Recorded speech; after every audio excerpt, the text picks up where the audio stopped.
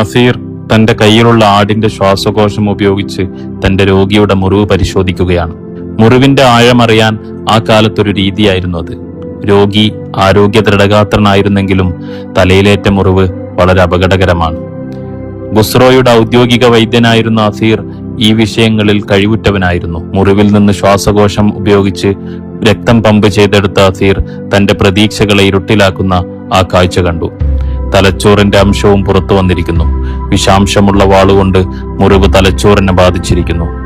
അദ്ദേഹം രോഗിയോട് പറഞ്ഞു, യാ അമീർ അൽ മുഅ്മിനീൻ, അവസാന ഉത്തരവുകൾ നൽകിയാലും അങ്ങ് മരണത്തിലേക്ക് അടുത്തുകൊണ്ടിരിക്കുകയാണ്. അമീറുൽ മുഅ്മിനീൻ അലി ബിൻ അബി ത്വാലിബ്, അതായിരുന്നു അസീറിന്റെ രോഗിയുടെ പേര്. ഇബ്നു മുൽജിമിന്റെ വെട്ട് അലിയാരെ ആഴത്തിൽ മുറിവേൽപ്പിച്ചിരിക്കുന്നു.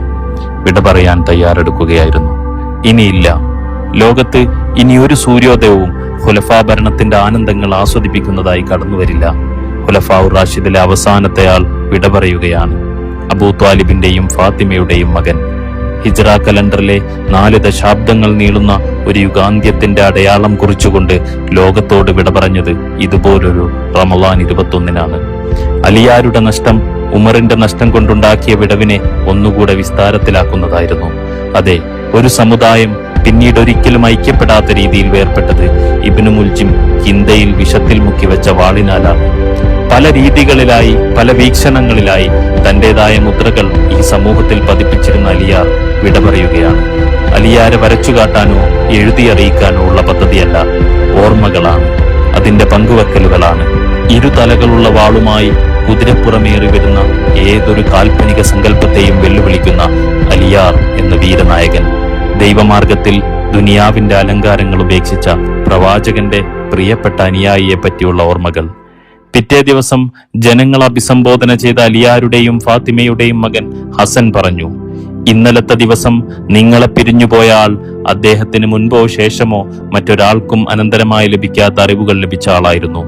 ദൈവദൂതൻ ധാരാളം പര്യവേക്ഷണങ്ങളിൽ പതാകയും നേതൃത്വവും ഏൽപ്പിച്ച ആളായിരുന്നു. വിജയം കൈവരിക്കും വരെ പോരാട്ടങ്ങളിൽ നിന്ന് അദ്ദേഹം പിന്മാറിയിരുന്നില്ല. അദ്ദേഹത്തിന്റെ ശമ്പളത്തിൽ നിന്ന് പരിചാരകർക്ക് വേണ്ടി മാറ്റിവെച്ച 700 ദിർഹം ഒഴിച്ച് സ്വർണമോ വെള്ളിയോ ആയ ഒന്നും തന്നെ അദ്ദേഹം ഇവിടെ ഉപേക്ഷിച്ചിട്ടില്ല.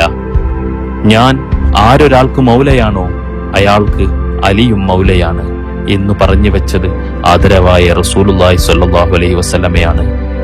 അല്ലയോ കണ്ണുകളെ, നീ എന്തുകൊണ്ട് എന്നെ സഹായിക്കുന്നില്ല? അമീറുൽ മുഅ്മിനീനു വേണ്ടി നീ എന്തുകൊണ്ട് കണ്ണുനീരൊഴുക്കുന്നില്ല? ഉമ്മു കുൽസൂമിന് അവിടുന്ന് വേണ്ടി കണ്ണുനീരൊഴുക്കുന്നു. ഖവാരിജുകളോട് പറയുക, അവർ എവിടെയിരുന്നാലും അവിടുന്നിന്റെ മരണത്തിന്റെ ആനന്ദം കണ്ടെത്തുന്നവർക്ക് അള്ളാഹു സംതൃപ്തി നൽകാതിരിക്കട്ടെ. ജനങ്ങളിൽ നിന്ന് ഏറ്റവും ഉത്തമരായവരുടെ നഷ്ടത്താൽ ഞങ്ങളെ വിഷാദത്തിലാക്കാൻ ഈ പുണ്യ റമളാനെ തിരഞ്ഞെടുക്കണം.